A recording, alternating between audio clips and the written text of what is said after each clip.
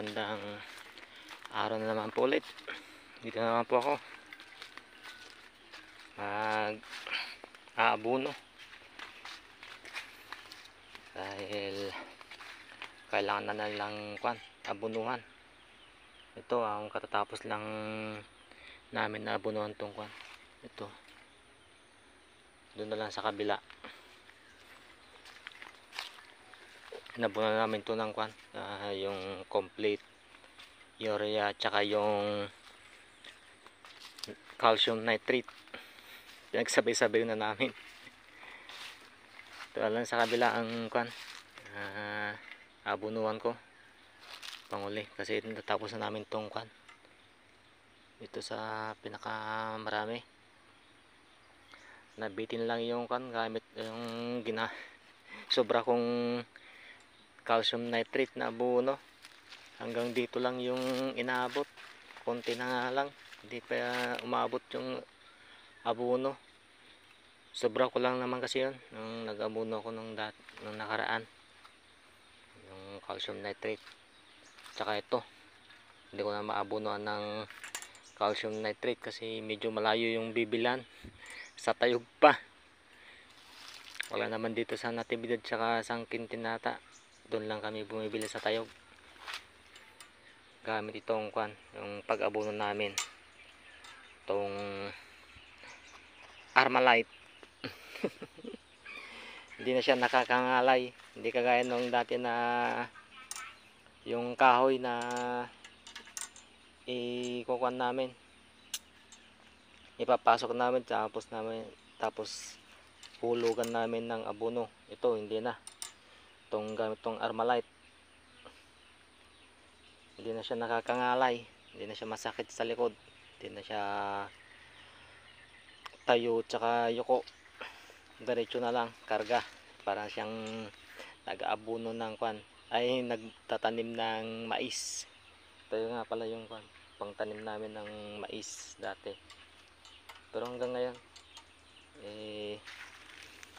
maganda pala to. Buti na lang naisip ni tatay na ganitong gamitin. Hindi na siya hindi na kami nahihirapan mag-abuno kasi kakarga na lang dito sa may butas niya, tapos kalabit yan, no? Yun. Hindi na siya nakakangalay. Ito na nga lang yung abunan ko, kunti na lang dito na sa kabila. Itong panigang hindi ko naabunuan. Bala ko na nga lang palitan ng ito Taiwan, kaso nga lang kunti, baka ilang tray lang tong kailangan na kunti lang naman.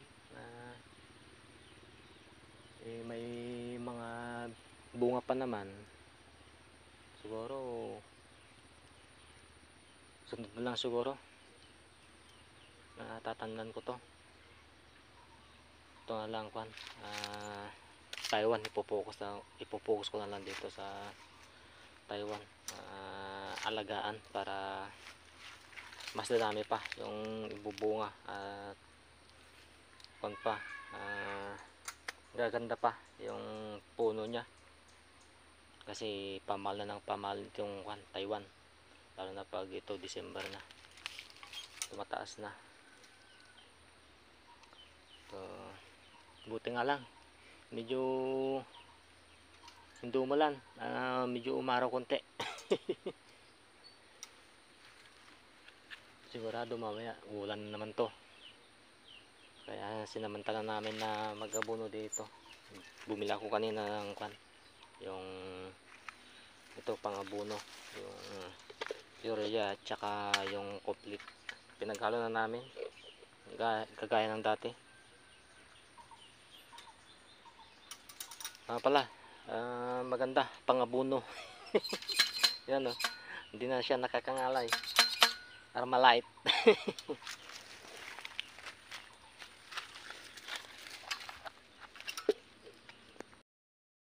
Ganito nga po pala yung pag abuno dito, itong gamit tong Armalite.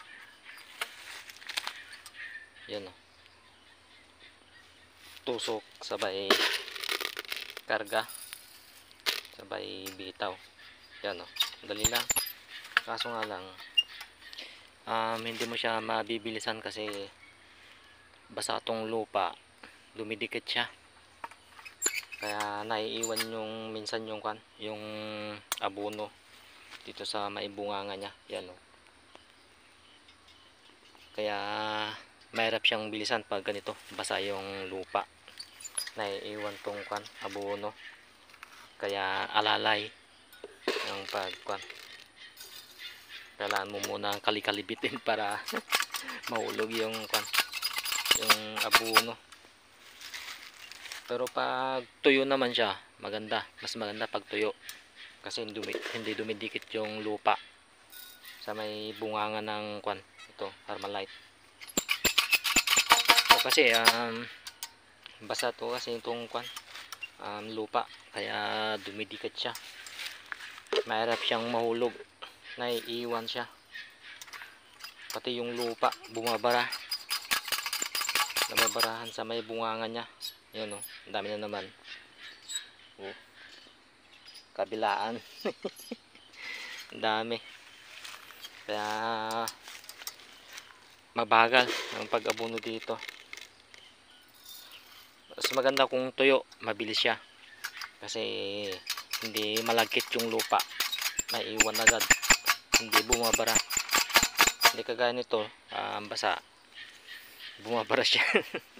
Pero maganda na rin kasi hindi tayo tsaka yuko. Hindi siya yuyuko, hindi tatayo. Nakatayo lang steady. Ayan, ang bilis. Ang ganda eh. Oh.